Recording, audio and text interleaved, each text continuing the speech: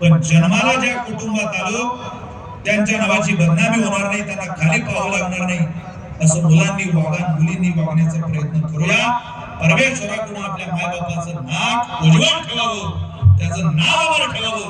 आपलं जिथे मायबाप आहे तिथून आपल्याला सुखा समाधानाने त्यांनी आशीर्वाद द्यावा, ही सदिच्छा शुभकामना या निमित्तानं व्यक्त करूया आणि माझ्या वाणीला विराम देऊया.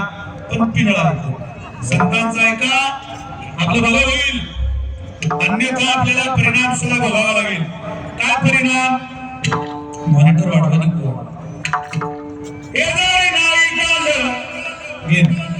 तरी दुसरा